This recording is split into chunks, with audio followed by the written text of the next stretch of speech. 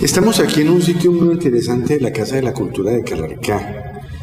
Me hizo recordar ahora una nota que usted escribió sobre la envidia. Entonces, ¿por qué lo recordaba? Porque es que un escritor va a hablar muy bien de todas estas cosas que estamos viendo, ¿sí? De las pinturas que hay acá. Pero usted hablaba ahí en la envidia sobre Maradona y Pelé.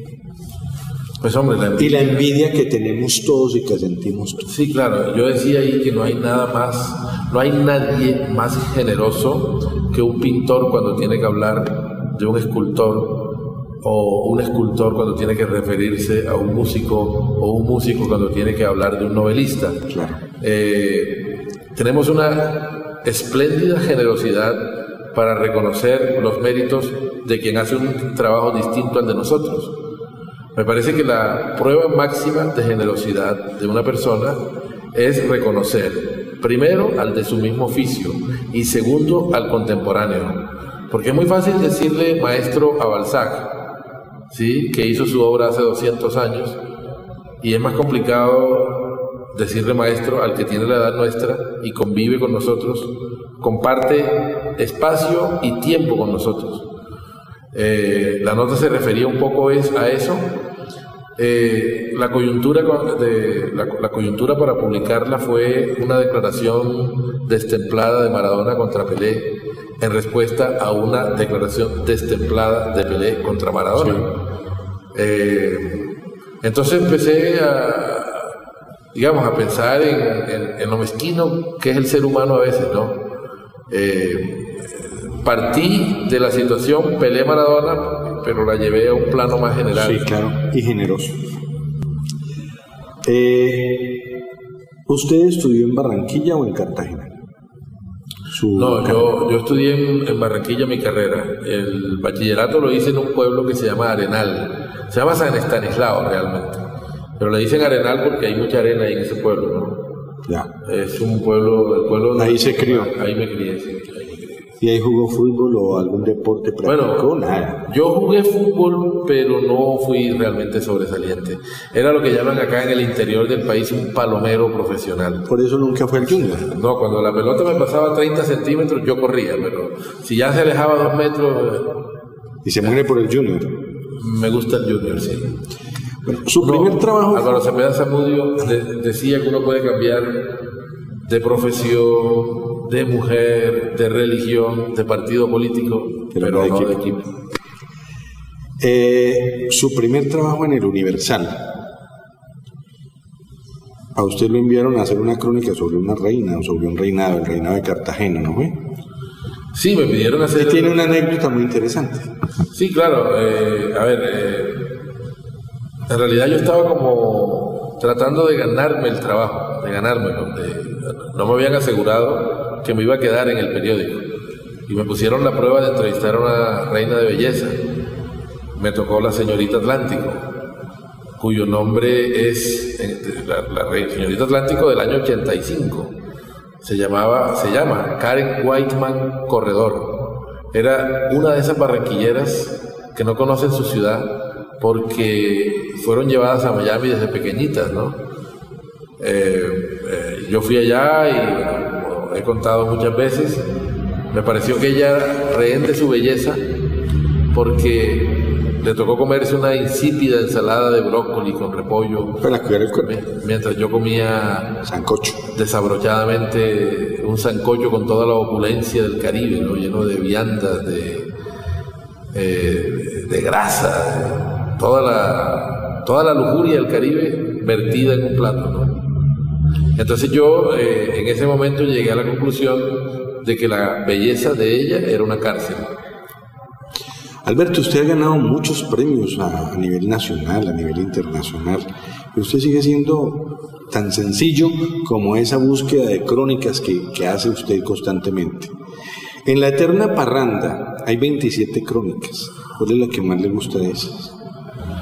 Bueno, ¿qué te digo yo? En realidad Sí, es que es complicado porque yo las he hecho y yo sé lo que me han costado en términos de sudor, yo me he encariñado con muchas de esas historias, todas tienen un significado diferente.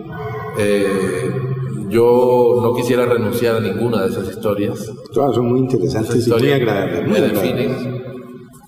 A mí particularmente me gusta mucho la que escribí sobre el viejo Emiliano Zuleta, ajá, el autor de La Gota Fría.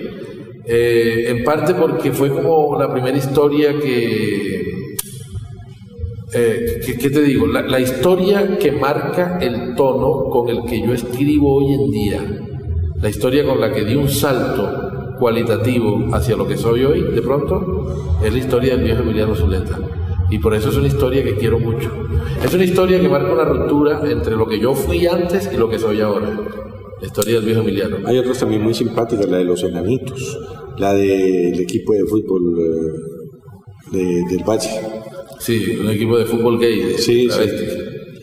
En fin, son 27 historias fantásticas que uno se enamora. Yo lo leí, les decía a los muchachos, lo leí en 3 días porque es que es una eterna parranda. A propósito, la saca del título de lo de Diomedes. ¿Cuánto se demoró usted haciendo la de Diomedes? La de Diomedes fue larguita y fue sufrida. El trabajo de campo duró 3 años.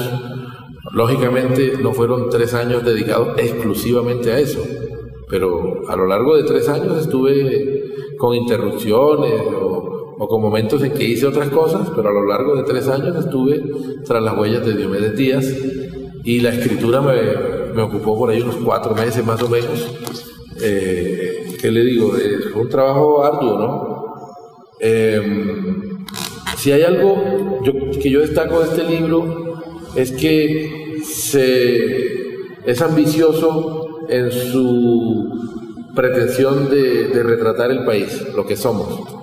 O sea, cada historia es autosuficiente en sí misma, pero cada historia, al engranarse con las otras, lo que termina siendo es un retrato del país y de una época, ¿no? Un país contado desde diversos ángulos, desde la cultura popular, desde el conflicto armado, desde los deportistas derrotados, desde la cotidianidad. ¿Qué son los que usted prefiere, no? Los de buscar los derrotados, aquellos que tienen más historia, no tanto a los que ganan, sino a los que pierden. La mayoría del arte narrativo, tanto el de ficción como el de no ficción, se ocupa de los conflictos del ser humano. O sea, las historias felices de principio a fin no existen sino en las páginas de las revistas sociales, que son aburridísimas, y en los perfiles de Facebook. Solo en los perfiles de Facebook la gente es plenamente feliz. Sí. De resto, la gente tiene conflictos, tiene problemas, tiene sinsabores, tiene amarguras, y a mí me gusta enfocar eso. A mí hubo una de esas crónicas que me dio duro, que fue la del pueblito aquel que usted visitó después de 9 años, al que nunca conocimos. Sí, el Salado. El Salado. Nunca lo conocíamos en la geografía colombiana. Usted, después de 9 años de haber ocurrido esa tragedia, esa masacre miserable, usted se apareció por allá y empezó a hacer la crónica. Me dio duro. Sí, es una historia descorazonadora, dura. Muchas de esas historias lo golpean a uno. A mí me golpearon también. O sea, a mí no me gusta hablar de mi oficio en términos mesiánicos. Sí, yo creo que yo cuando veo a un periodista dándose golpes de pecho, me aparto. El periodismo en gran parte de América Latina está hecho a base de golpes de pecho.